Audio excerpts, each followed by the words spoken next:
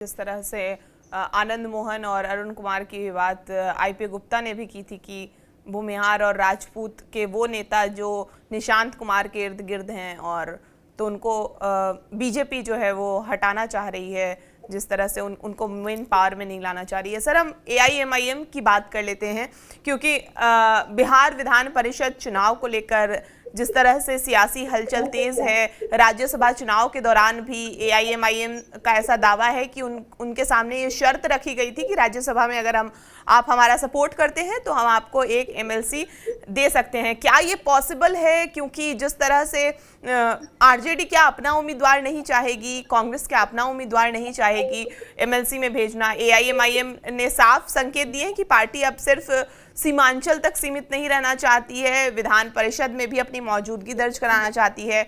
ऐसे में सबसे बड़ा सवाल उठ रहा है कि क्या आरजेडी एआईएमआईएम को सपोर्ट करेगी इस चुनाव के लिए?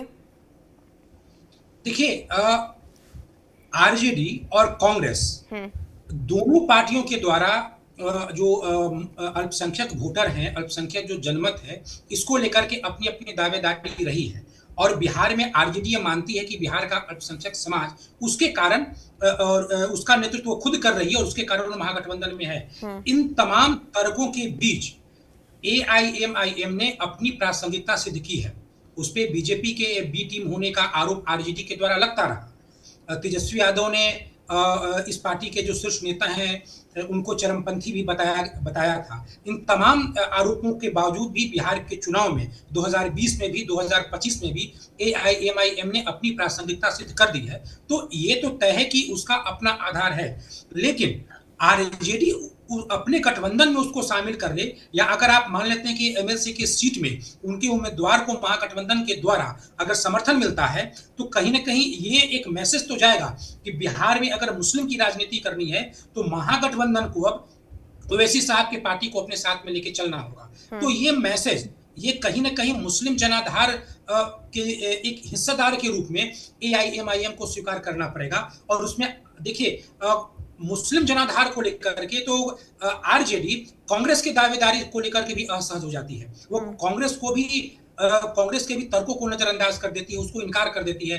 कि बिहार का अल्पसंख्यक समाज कांग्रेस के कारण ही महागठबंधन में है। और यहाँ तो आप एक नई पार्टी की बात है। तो मुझे लगता है कि अगर ऐसा तेजस्वी यादव करेंगे तो आने वाले दिनों में फिर वो इस पार्टी पे बीजेपी के बी टीम होने का आरोप कैसे लगा पाएंगे? उनका तो पूरा का पूरा नैरेटिव में धरा का धरा रह जाएगा और कहीं ना कहीं उनको महागठबंधन के लिए एक प्रासंगिक बनाना होगा।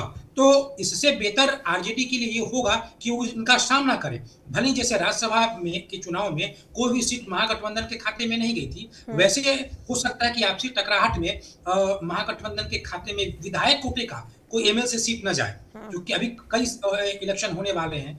शिक्षक कोटे का, टीचर को, ग्रेजुएट कोटे का होने वाले हैं, लेकिन अब विधायक कोटे का भले ही न जाए महागठबंधन के खाते में, लेकिन अगर वो ओवैसी की पार्टी को समर्थन महागठबंधन करती है तो इसके दूरगामी प्रभाव होंगे। एक तो आने वाले समय में जब भी वो बीजेपी के बी टीम होने का आरोप लगाएगी तो एआईएम को अपना एक तर्क देने का उनको एक तर्क देने का मौका मिल जाएगा। दूसरी बात यह है कि एक मैसेज भी जाएगा मुस्लिम,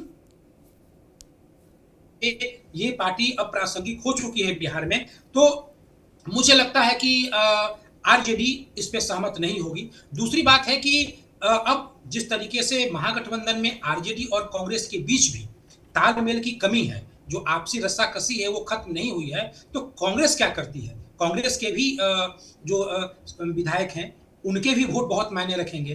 तो वो क्या करती है? वो कहीं खुद अपनी दावेदारी तो ना कर दे, क्योंकि राज्यसभा चुनाव में महागठबंधन में आरजेडी के जो उम्मीदवार थे वो उम्मीदवार थे जो आरजेडी कोटे के थे। हो सकता है इसमें कांग्रेस अपने विधायक अपने किसी उम्मीदवार को एमएलसी बनाना चाहे, तो जो दावेदारी ओवैसी की पार्टी के द्वारा हो वो कांग्रेस के पार्टी के द्वारा भी हो सकती है।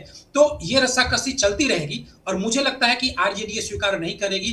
अंत आते आते आरजेडी ही अपने उम्मीदवार की घोषणा करेगी और इसमें भले ही कांग्रेस की या अन्य सहयोगी दलों की सहमति हो पाए या न हो पाए, आरजेडी का उम्मीदवार जीत पाए या न जीत पाए, लेकिन आरजेडी ओवैसी के पार्टी को उम्मीदवार के रूप में स्वीकार करेगी, इस पे मुझे संदेह है।